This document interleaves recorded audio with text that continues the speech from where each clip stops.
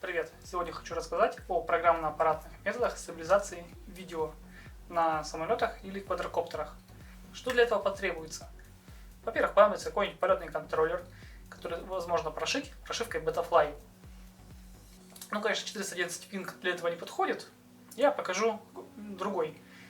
На мой взгляд, самый идеальный это Knox V1 без флеша и барометра, потому что он миниатюрный, и к нему будет легко подпаять либо вот такой адаптер для SD-карты, либо вот такой, либо, возможно, еще какие-то варианты присутствуют на Алиэкспрессе. Если я найду, ссылочки оставлю в описании к видео. Настраивается полетный контроллер таким образом, чтобы логи писались сразу же после подачи на него питания. Во время полета он пишет лог гироскопа и сохраняет на флешку. Далее на компьютере этот лог синхронизируется с видео с курсовой камеры и обрабатывается в специальных программах, которые я покажу. И на выходе получается стабилизированное видео. Конечно, результат на текущий момент не дотягивает до Real Steady как по качеству, так и по юзабилити, то есть по легкости обработки, потому что приходится прогонять этот лог и видео через специальные программы. Конечно, пока что все это еще довольно-таки сырое, приходится прогонять видео и логи через разные программы. Не для массового пользователя данная система. Ну а сейчас, пожалуй, внимание на монитор. Я расскажу про полетный контроллер, про подключение и про обработку видео. Итак, как я говорил, наиболее оптимальный, на мой взгляд, на текущий момент будет полетный контроллер какой-нибудь Knox V1 с встроенным в версии Deluxe, или как она там, да, Deluxe версия. То есть у нее имеется флешка и барометр, которые в принципе нам не нужны, и в любом случае, по крайней мере, флешку придется отпаять. Либо более дешевая акро-версия, потому что барометр в принципе не нужен, флешка тут отсутствует, и в итоге полетный контроллер стоит несколько дешевле.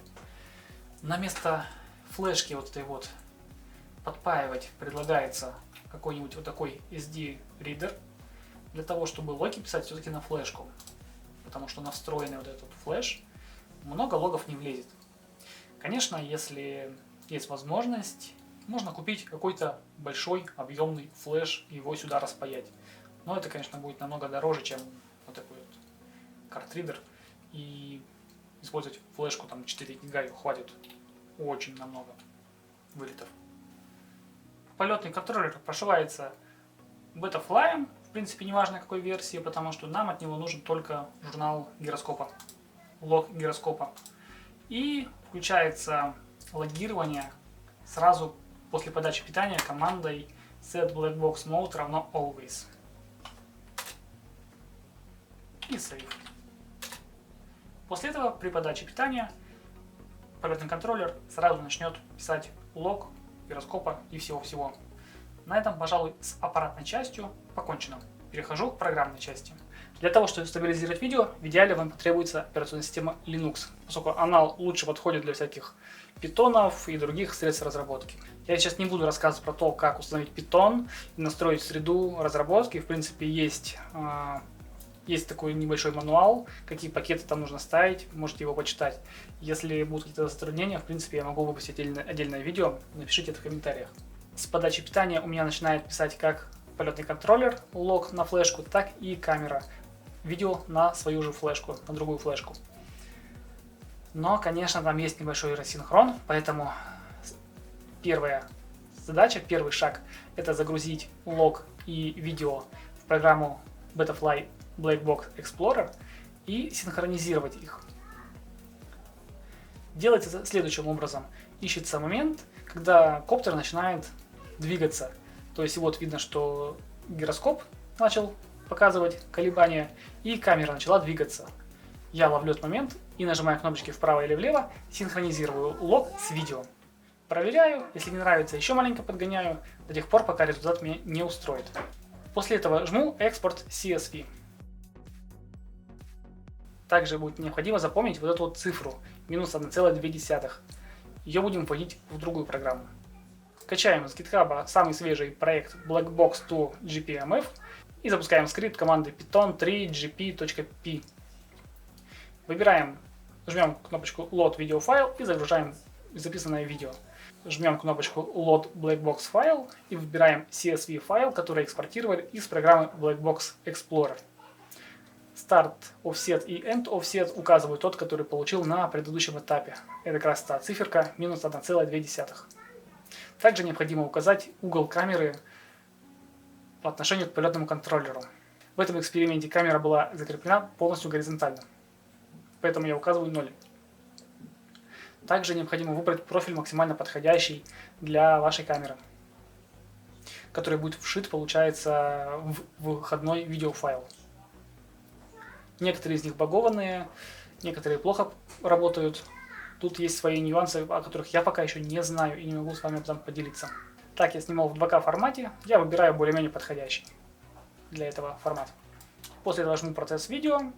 Если никаких ошибок в статусе не появилось, значит все хорошо. Вот он, полученный файл. После этого качается проект GiraFlow и запускается программа командой python giraflow.py. Она еще работает не совсем полностью, потому что находится в разработке, как видите, альфа-версия, но что-то в ней уже работает. Жму Video Stabilizer, Barebone Dev Version, жму Open Video File и выбираю то видео, которое получил на предыдущем этапе, то есть с сшитыми метаданными гироскопа. Далее выбираю пресет для линзы, который убирает дисторсию. Для своей камеры я пока еще пресет не снимал, поэтому опять же выбираю более-менее подходящий. В идеале, конечно, камеру нужно будет откалибровать. Далее настраивается процент сглаживания. Параметром Output Crop можно выбрать, какого разрешения получится исходящее видео, конечное видео. AutoSync Timestamp 1 указывается тот момент времени, когда камера начинает трястись. То есть вот я вычислил, что на 15 секунде примерно начинается тряска, и я указываю 15 секунд. И AutoSync Timestamp 2 тоже указывается, где есть какая-то тряска. Хотя насчет второго параметра я точно не уверен. Number of frames оставляю по умолчанию. Gyro Orientation пока что не уверен точно, что нужно выбирать, но оставил стандартный вариант Hero 6, который отработал корректно. И нажимаю кнопочку Apply Settings and Compute Sync. Программа выполняет необходимые вычисления, вводит какие-то графики малопонятные, и заполняются вот эти вот поля Delay for Sync 1, Delay for Sync 2. Хорошо. После этого можно указать, с какого момента экспортировать видео и по какое время экспортировать видео, и нажимается кнопочка Export Stabilized Video. Если программа вычислила все параметры корректно, то на выходе получится стабилизированное видео. Предлагаю сейчас посмотреть, как выглядело видео до стабилизации и после.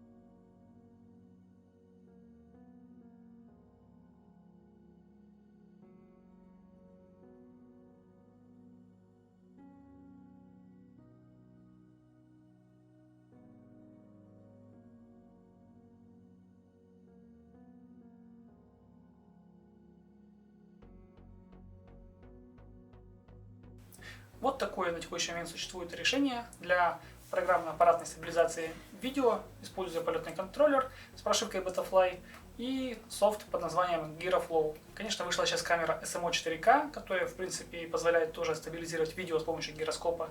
Есть GoPro, всякие разные. Конечно, эти камеры более для грузоподъемных аппаратов, потому что, допустим, на тот же Dart 250 такую камеру не поставишь. Ну и, наверное, способ актуален для всяких разных там вупчиков.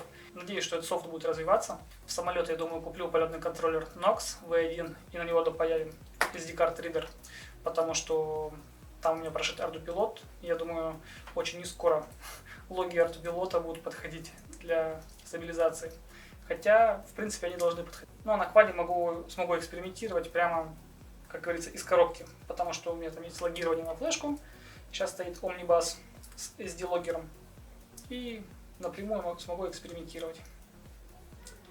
А другой самолет Sonic Model Binary, на него тоже, наверное, можно будет поставить какой-нибудь полетный контроллер. Там вообще любой, он такой грузоподъемный, что угодно можно поставить. Пожалуй, на этом на сегодня все. Если видео было полезно, ставь лайк, подписывайся на канал. Пока-пока.